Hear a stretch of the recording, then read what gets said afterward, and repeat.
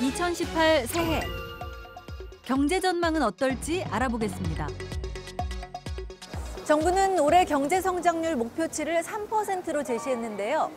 60년 만에 돌아온 황금 개띠해. 우리 가계 경제가 살아나는 황금빛 한 해가 될 수 있을까요? 내수 경제의 바로미터라 할 수 있는 전통시장에서 시민들의 목소리를 들어봤습니다. 여기 전통시장에 뭐 사러 나오셨어요? 그냥 반찬이랑 아이 먹을 거 종이요. 그러세요? 네. 2018년 경제는 어떨 것 같으세요? 솔직히 지금 봤을 때는 작년이나 올해나 비슷하지 않을까. 매서운 겨울바람에도 아랑곳 않고 장사에 열심인 상인들의 생각은 어떨까요? 2017년보다 2018년 경제가 더 좋을 것 같다 그러면 O, 예. 아니다 그러면 X. 예. 뭘로 들어주시겠어요? 당연히 요거죠. 네, 좋습니다. 제 마음으로는 네. 이렇게 하고 싶어요. 올해 작년보다는 더 안 좋다고 얘기했던 해요. 네. 경제 민심의 또 다른 척도.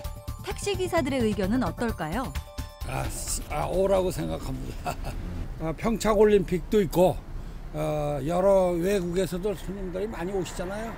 그렇기 때문에 조금 날 것 같아요. 택시기사들은 지난해 경기 회복세를 체감했다는 의견이 많았는데요. 그 때문인지 작년에 이어 올해 경제도 좋을 거라고 내다보는 분들이 좀 더 많았습니다. 이번에는 서울 명동거리로 나가봤습니다. 올해 경제가 작년보다 좋아질 것이라는 기대와 지도시급이 오르니까 이제 좀 많이 취업도 되고 경제가 좋아졌으면 좋겠어요. 불안감이 엇갈리는 상황. 직장인들도 조기 명패, 퇴직 이런 걸로 인해서 더 어려워지는데 그런데 생활비는 더 들어가니까 더 안 좋아질 것 같다라는 생각이 들어요. 다사다난했던 지난해 하반기 들어서며 경제에는 훈풍이 불기 시작했습니다. 반도체를 비롯한 수출 효자 품목들의 선전으로 3분기에만 1.5% 깜짝 성장. 경제 회복에 박차를 가했기 때문인데요. 이에 국제통화기금 IMF는 한국의 경제 성장률을 3.2%로 상향 조정했습니다. 하지만 이런 성장 열기와 서민 경제 사이엔 온도차도 있습니다. 수출을 주도한 업종이 사람보단 설비를 많이 활용하는 업종이어서 일자리 창출로 이어지지 않았기 때문입니다.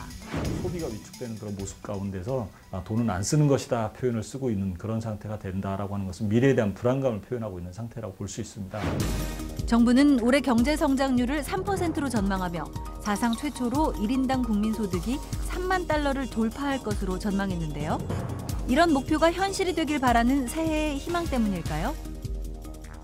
시민들 역시 올해 경제가 작년보다 좋아질 것이라는 의견이 나빠질 것이라는 의견의 2배. 경제 매거진 M이 만난 전문가들 역시 3% 성장을 이룬 작년과 비슷하거나 더 좋아질 것으로 전망했습니다. 세계 경제 상승세로 수출 증가세가 이어지겠고 민간 소비도 기초연금 인상, 아동수당 신설 등 정부 정책의 영향으로 증가율이 좀 더 높아질 것으로 전망을 하고 있습니다. 하지만 올해 서민 경제에는 큰 변수가 하나 있습니다. 악재가 될 것이란 전망이 큰 요인은 바로 금리 인상 속도가 어떻게 될 거냐. 가계부채의 한 절반 정도가 주택담보대출일 텐데 이런 대출의 이자 상승 부담만큼 금리 상승 부담만큼 소비는 타격을 받을 수밖에 없게 되고요. 미국의 중앙은행인 연방준비제도 이사회는 올해 서너 차례의 금리 인상을 예고했는데요. 우리나라도 금리 인상이 불가피한 상황입니다. 가계대출에서 가장 큰 비중을 차지하는 것이 집담보대출. 주부들을 만나 이야기를 들어봤는데요.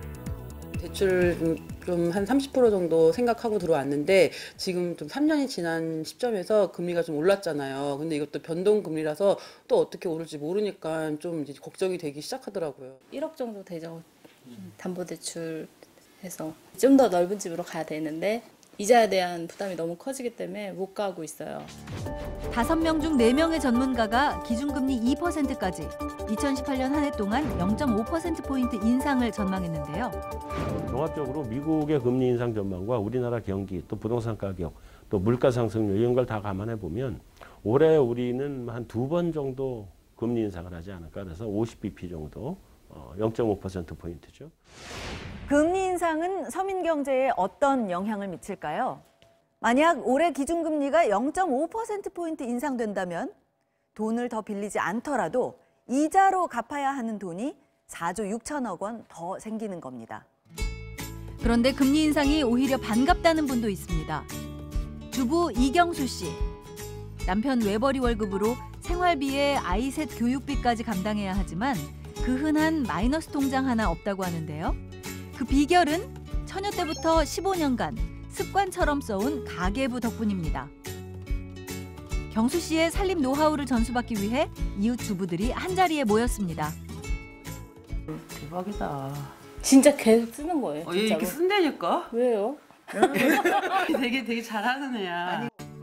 빠듯한 살림에 적자가 나지 않기 위해 가계부를 쓸 때 꼭 지키는 철칙이 있는데요.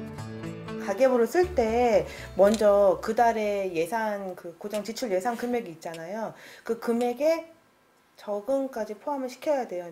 쓰고 남은 돈을 모으는 것이 아니라 저축하고 남은 돈을 쓰는 것.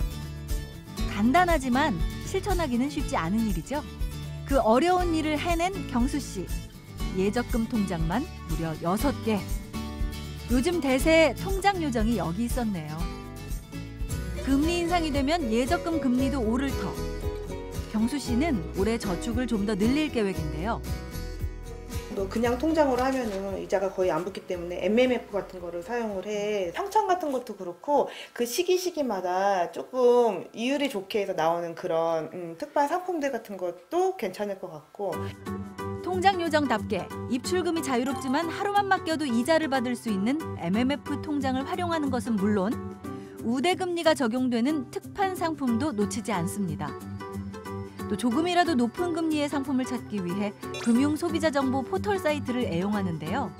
적금이 우리가 월 저축 금액은 10만 원이고 저축은행만 볼 수도 있고 은행만 볼 수도 있고 금융상품을 검색을 하면 은행마다 쫙 나와 있어. 이제부터라도 이제 하나씩이라도 이제 실천해서 돈을 이제 통장 한 개씩 늘려가면서 돈을 모아야겠다는 생각을 했거든요.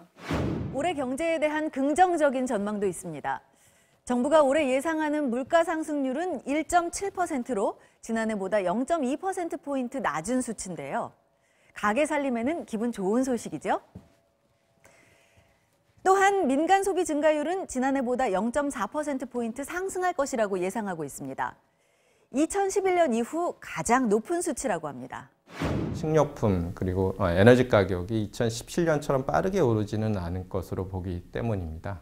하지만 올해도 중동 지역의 정정 불안이나 가축 전염병 발생 등으로 인해서 유가나 식료품 가격이 지금 예상보다 높아질 가능성도 완전히 배제하기는 어렵습니다. 대출이 있는 가정은 올 한 해 살림을 어떻게 꾸리는 게 좋을까요? 맞벌이 부부로 월 800만 원가량의 수입이 발생한다는 김미영 씨. 재무상담사와 가계 경제를 점검해 보기로 했습니다. 따로 보너스라든가 뭐가 얼마나 되는지 아세요? 그런 것들이? 실수령액이 400이 아니실 거예요. 월급의 상여금을 계산하지 않은 미영 씨는 울상 스티커를 받았습니다. 현명한 재무 설계의 첫 단계는 정확한 수입과 지출을 파악하는 것. 금리는 알고 계세요? 금리는 대충 알고 있어요. 정확하게는. 네. 그게 어차피 고정인가요? 하나는 변동으로 들어가는 거고요. 내 부채가 지금 현재 얼마인지를 모르신다는 거잖아요. 부부가 각자 자신의 수입을 관리하는 미영 씨 부부. 대출을 남편 명의로 받다 보니 가계 부채에 대해 정확하게 파악하지 못했네요. 결국 울상 스티커가 하나 더 추가됩니다. 언니하고 똑같이 빚이 있었는데 언니는 빚을 많이 갚아가고 저는 약간 노후자금 쪽으로 많이 이렇게 투자를 해놓은 상태였었는데 미영 씨는 번 수입으로 대출을 먼저 갚아야 할지 노후를 대비해 일정 금액 재테크에 투자해야 할지도 고민이 많은데요. 대출만 갚으려고 대출만 상환하다 보면 몇 년 후에 남는 게 뭐죠? 빚은 없겠죠. 빚은 없지만 남는 게 없죠. 현금도 없잖아요. 집밖에 없잖아요. 그러면 어떻게 해야 돼요? 다시 모아야 되죠. 너무 잘하셨어요. 그래. 너무 잘하셨네요. 1시간에 걸친 재무 상담으로 미영 씨는 울상 스티커 5개, 미소 스티커 2개를 받으셨는데요. 문제점을 파악했으니 어떻게 개선하면 좋을지 알아봐야겠죠? 통장을 6개를 제가 준비했는데요. 저는 이렇게 6개로 쪼갤 수 있도록. 수입을 총 6개의 통장에 나눠 관리하는 통장 쪼개기 방법인데요. 급여가 들어오는 급여 통장, 고정 생활비를 관리하는 생활비 통장, 상황에 따라 변하는 변동 생활비 통장, 간헐적으로 지출되는 비정기 비상금 통장과 갑작스런 사고에 대비하는 예비자금 비상금 통장, 끝으로 저축 통장까지 총 6개의 통장에 급여를 나누는 것입니다. 6개 항목의 예산을 세워 급여날 자동이체가 되도록 설정해두면 수입의 흐름을 손쉽게 파악할 수 있는 것은 물론 한 달에 한 번씩 통장 정리만 해도 가계부를 쓰는 효과를 볼 수 있습니다. 도움 되게 많이 됐고요. 지금 계속 제 머릿속에 통장 6개를 빨리 만들어서 현금 사용을 좀 해봐야겠다라는 생각이 지금 가장 크거든요. 그래서 바로 해보려고요. 다양한 변수가 존재하는 2018 새해 경제. 철저한 분석과 꼼꼼한 대비로 새해엔 모두 부자 되세요.